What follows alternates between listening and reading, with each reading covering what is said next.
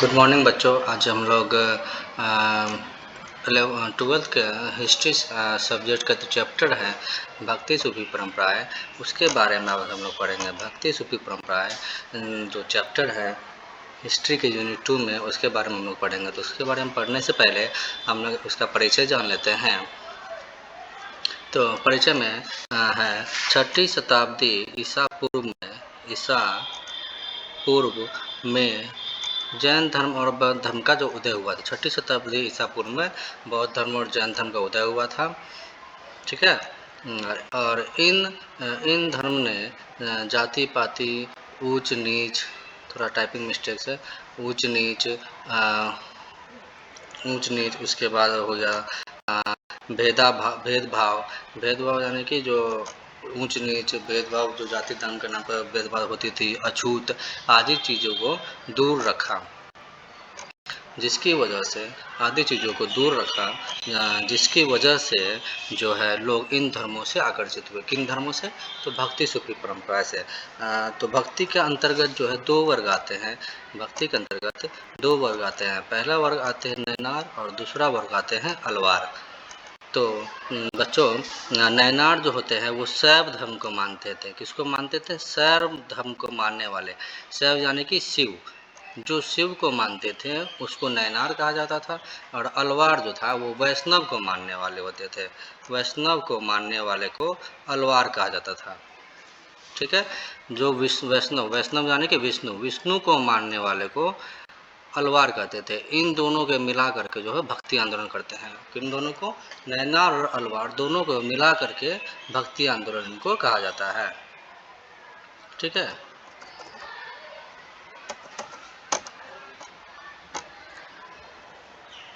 उसके बाद लेकिन धीरे धीरे इन धर्मों में भी कुछ तंत्र मंत्र अन्य बुराइयां पनपी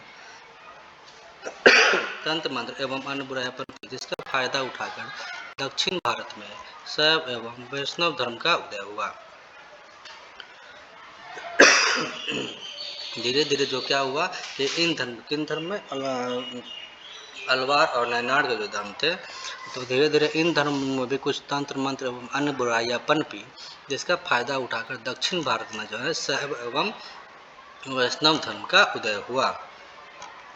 उसके बाद शैव एवं वैष्णव संतों ने पुराने धर्म में सुधार कर लोगों को अपनी ओर आकर्षित किया। जो शैव एवं वैष्णव के जो संत थे, कौन थे संत? अलवार और नैनार। इन दोनों संतों ने पुराने धर्म, जो कि पुराने धर्म था, उसमें सुधार किया तो ऑब्वियस सी बात है कि लोग जो है उन संतों के प्रति आकर्षित होंगे। तो शैव एवं वैष्णव संतों ने वही ये बात यहाँ कहा गया है कि शैव एवं वैष्णव संतों ने पुराने धर्म में सुधार कर लोगों को अपनी ओर आकर्षित किया। रामानंद जो थे भक्ति आंदोलन को दक्षिण भारत से उत्तर भारत में लाए। कौन लाए बच्चों? दक्षिण भारत से उत्तर भारत में भक्ति आंदोलन को लाने का श्रेय किनको जाता है? रामानंद को। ठीक है। और रामानंद ने सभी जाति के लोगों को अपना शिष्य बनाकर जाति पाति का विरोध किया। और रामानंद जो थे सभी जाति के लोगों को अपना शिष्य बनाकर जात पात का विरोध किया। ठीक है। इस भक्ति आंदोलन ने निचली जाति को आकर्षित किया। ठीक है। कबीर, गुरु नानक एवं चैतन्य अनेक शिष्य बन गए। यानी कि जो अलवार और नैनार थे, जो और सब भी थे, सभी लोग जो है कबीर, गुरु नानक, चैतन्य, उनके शिष्य बन गए। ठीक है। उत्तर भारत में अरबों, गजनवी एवं गौरी के हमले के बाद दिल्ली सल्तनत की स्थापना 1206 में हुई। इसके साथ ही जो है इस्लाम धर्म फैलने लगा। ठीक है। 712 ईस्वी में सिंधु नदी सहित भारत के क्षेत्रों पर आक्रमण करने वाला पहला मुस्लिम शासक मोहम्मद बिन कासिम था। तो 712 ईस्वी में जो है भारत के क्षेत्रों पर आक्रमण करने वाला पहला मुस्लिम शासक कौन था? मोहम्मद बिन कासिम। जब कासिम ने सिंध पर आक्रमण किया तब वह भारत का क्षेत्र था जो अब पाकिस्तान में है। ठीक है बच्चों, यहाँ तक समझ में आ रही है आपको? जो समझ में नहीं आएगी आप लोग कमेंट करेंगे। ठीक है। इसके साथ ही नेक्स्ट पॉइंट है, इसके साथ ही प्यार मोहम्मद मोहब्बत, भाईचारे, हिंदू मुस्लिम एकता का पैगाम लेकर भारत में सूफ़ी सिलसिले अस्तित्व में आए। जो सूफ़ी सिलसिले थे, जब मोहम्मद बिन कासिम जब भारत में आक्रमण किया और पहला मुस्लिम शासक बन गया, जो कि सिंध के क्षेत्र पर आक्रमण किया था, जो जो भारत का क्षेत्र था उस समय में, लेकिन अब पाकिस्तान में है, ठीक है। तो उसके बाद क्या हुआ कि जो धीरे धीरे जो है ये जो सूफ़ी सिलसिले जो अस्तित्व में आए, वो लोग हिंदू मुस्लिम भाई भाई सबका नारा लगाए, सबका पैगाम लेकर के आए, अस्तित्व में आए। एक तरफ एक तरफ भक्ति आंदोलन और दूसरी तरफ सूफीवाद ने एक तरफ भक्ति आंदोलन और दूसरी तरफ सूफीवाद ने पूरे भारत के माहौल को बदल कर रख दिया, ठीक है। एक तरफ भक्ति आंदोलन और दूसरी तरफ कौन था, सूफीवाद। दोनों ने भारत के माहौल को बदल कर रख दिया। नेक्स्ट पॉइंट है, भक्ति और सूफी दोनों ही परंपराओं में एक से बढ़कर एक संतों का उदय हुआ। इन सभी ने हिंदू मुस्लिम एकता और भाईचारा पर जोर दिया, ठीक है बच्चों।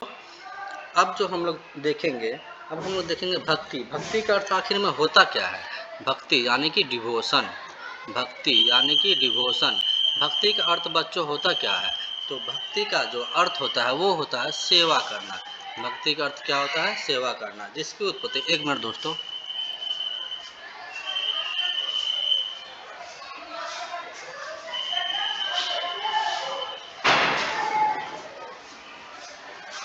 हाँ तो बच्चों कहाँ पे था मैं?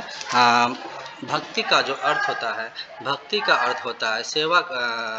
भक्ति का अर्थ सेवा करना होता है, जिसकी उत्पत्ति भज भज धातु से हुई है। भज धातु से हुई है, या ईश्वर के प्रति जो प्रेम भाव जताया जाता है, ईश्वर के प्रति जो प्रेम भाव जताया जाता है उसे भक्ति कहते हैं। या भक्ति का अर्थ पूर्ण समर्पण अर्थात अपने आप को ईश्वर के प्रति पूरा समर्पित कर देना होता है। तो दोस्तों भक्ति का अर्थ हम लोग जाने। भक्ति का अर्थ क्या होता है? सेवा करना होता है, जिसकी उत्पत्ति किस धातु से हुई है? भज धातु से हुई है। या ईश्वर के प्रति जो प्रेम भाव जताया जाता है उसे भक्ति कहते हैं। या भक्ति का अर्थ पूर्ण समर्पण अर्थात अपने आप को ईश्वर के प्रति पूरा समर्पित कर देना होता है, ठीक है। भक्ति बच्चों दो प्रकार के होते हैं, एक सगुण भक्ति और एक निर्गुण भक्ति, ठीक है। तो सगुण भक्ति जो होते थे वो प्रथम वर्ग में आते थे। इसमें जो है, इसमें लोग ईश्वर की पूजा करते हैं और उसकी कोई न कोई शक्ल, किसमें? सगुण भक्ति में लोग ईश्वर की पूजा करते हैं और उसकी कोई न कोई शक्ल हो, यानी ईश्वर को अवतार मानकर उसकी उपासना करना, यानी कि वो मूर्ति के रूप में और लोग भगवान को देख सकते हैं। इसका कहने का तात्पर्य है, सगुण भक्ति में वैसे वर्ग आते हैं जो ईश्वर की पूजा करते हैं और ईश्वर को किसी न किसी रूप में, कोई न कोई शक्ल के रूप में मान करके, जैसे कि कोई शंकर भगवान है तो उनके गले में सांप है, उनका आकार कैसा होगा, ये एक अंदाज कल्पना करके उसको मान करके पूजा करते हैं। तो जो इस तरह से पूजा करते हैं और उनको चित्र देख करके शंकर भगवान का कल्पना करके उन्हीं को अपने मन में बसा लेते हैं और उनकी उपासना करते हैं, पूजा करते हैं। तो वैसे पूजा करने वाले लोगों को सगुण भक्ति के अंतर्गत आते हैं। इस वर्ग में शिव, विष्णु एवं उनके अवतार और देवियों की आराधना की जाती है, अर्थात इसमें मूर्ति पूजा सम्मिलित है। सीधा सीधा स्पष्ट तौर पर कहें बच्चों तो सगुण भक्ति में मूर्ति पूजा सम्मिलित है, यानी कि जो हम मूर्ति का पूजा करते हैं वो सगुण भक्ति में आता है, ठीक है बच्चों। अब आता है दूसरा निर्गुण भक्ति। तो बच्चों निर्गुण भक्ति में इसमें लोग जिस ईश्वर की पूजा करते हैं उनकी कोई रूप नहीं है, यानी कि ईश्वर की कोई रूप नहीं होते और हम देख भी नहीं सकते हैं। तात्पर्य ये है, इसमें जिस ईश्वर की पूजा करते हैं उसकी कोई शक्ल नहीं होती है, कोई रूप नहीं होती, कोई मूर्ति पूजा नहीं होती है। निर्गुण भक्ति में जो है मूर्ति पूजा का विरोध है। निर्गुण भक्ति में सरासर मूर्ति पूजा का विरोध है। इस वर्ग के अंतर्गत भक्ति परंपरा में अमूर्त निराकर ईश्वर की उपासना की जाती है, यानी कि बिना किसी मूर्ति का, बिना किसी शक्ल का इसमें पूजा किया जाता है अपने मन में। और इस तरह से पूजा, इसमें मूर्ति पूजा का सरासर बिल्कुल भी मना है, मूर्ति पूजा का विरोध है।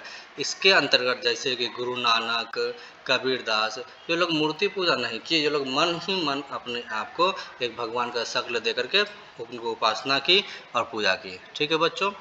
तो ये रही भक्ति के बारे में कुछ हम लोग पढ़े। भक्ति किसे कहते हैं, भक्ति कितने प्रकार के होते हैं, इसके बारे में हम लोग पढ़े। तो बच्चों आज की क्लास में इतना ही रहने देते हैं, थोड़ा सा मैं थोड़ा बिजी भी चल रहा हूँ, और इतना ही आज क्लास रहने देते हैं। नेक्स्ट वीडियो मेरी जो है सूफी पर आइए। भक्ति के बारे में हम लोग जान लिए, भक्ति किसे कहते हैं, सगुण भक्ति, भक्ति के प्रकार 2 प्रकार होते हैं, सगुण भक्ति और निर्गुण भक्ति। अब नेक्स्ट क्लास में हम लोग पढ़ेंगे बच्चों सूफी के बारे में, और इस वीडियो का PDF भी मैं डिस्क्रिप्शन लिंक में डाल दूंगा, तो बच्चों आप लोग देख लेंगे। धन्यवाद।